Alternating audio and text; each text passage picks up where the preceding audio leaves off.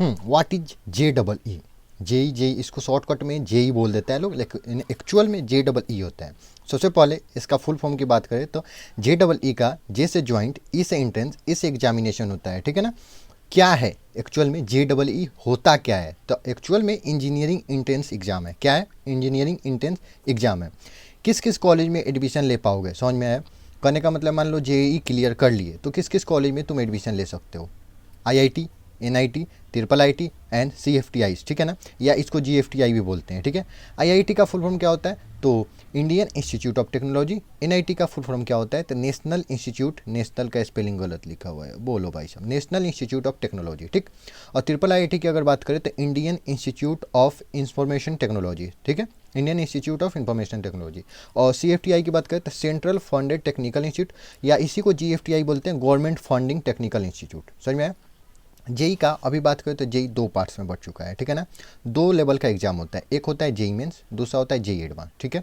JEE mains का exam कौन conduct करता है? तो जेई एडवांस का एग्जाम, जेई मेंस का जो एग्जाम कंडक्ट करता है NTA करता है, और जेई एडवांस का जो एग्जाम कंडक्ट करता है कोई एक IIT करता है, ठीक है ना। 23 टोटल 23 IIT कॉलेज है, कोई भी एक कॉलेज IIT का कंडक्ट करता है, ठीक है ना। हर साल वेरी करते रहता है, राउंडेड होता है, कहने मतलब कभी IIT मद्रास तो कभी IIT गुवाहाटी, ऐसे चलते रहता है, ठीक।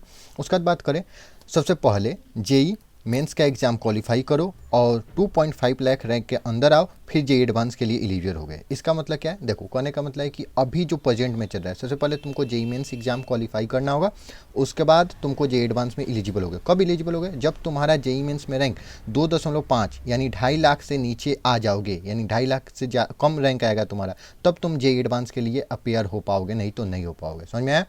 उसके बाद अगर बात करें, एक हिस्ट्री कुछ देखते हैं, ठीक है ना, जेई की हिस्ट्री के बारे में देखते हैं, ठीक है। तो अगर इसके हिस्ट्री की बात करें तो बिफोर 2013, ठीक है ना, 2013 का पहले जेई मेंस का नाम AI EEE था, ठीक है ना, और जेई एडवांस का ओल्ड नेम IIT जेई था, ठीक है ना। AI EEE का फुल फॉर्म क्या होता है? तो इसका full form all India engineering entrance examination, all India engineering entrance examination AI EEE का फुल फॉर्म था। और IIT जेई का फुल फॉर्म की बात करते हैं Indian institute of technology, JEE का ज्वाइंट इंट्रेंस एग्जामिनेशन, ठीक।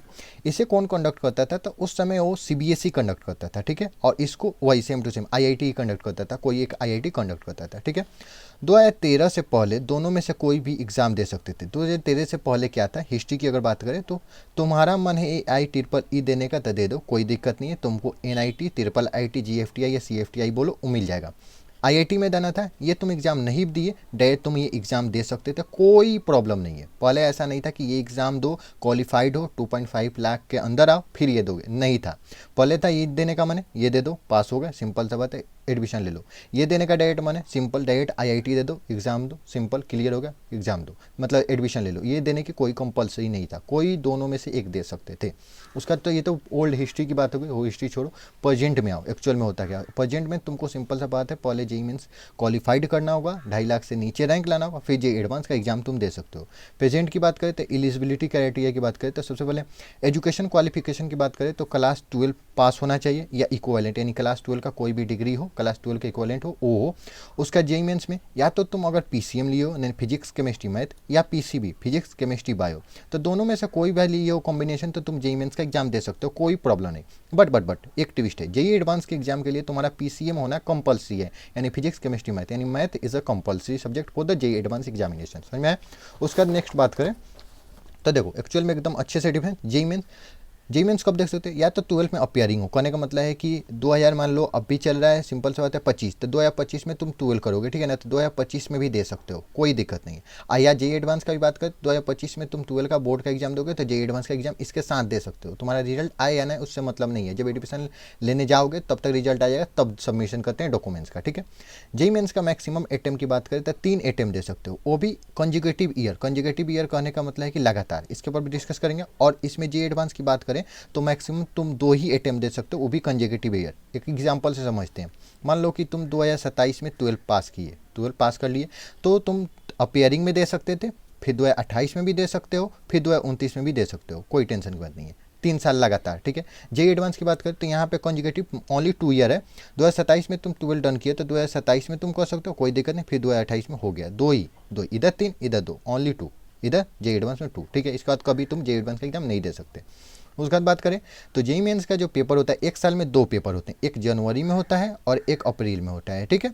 उसके बाद बात करें इधर एक साल में ओनली 1 पेपर होता है, जेई एडवांस का एक साल में ओनली 1 ही पेपर होगा, ठीक है। और इसका बात करें तो सब्जेक्ट, नंबर ऑफ क्वेश्चन और मार्क्स की बात करें तो देखो सब्जेक्ट वही था फिजिक्स केमिस्ट्री मैथ, इसमें से भी 25 क्वेश्चन 25 क्वेश्चन 25 क्वेश्चन, मतलब तीनों में से ईच में से 25 25 क्वेश्चन आते हैं। मार्क्स की बात करो तो 100 100 100 यानी ईच क्वेश्चन पे 4 मार्क्स मिलते हैं, ठीक है।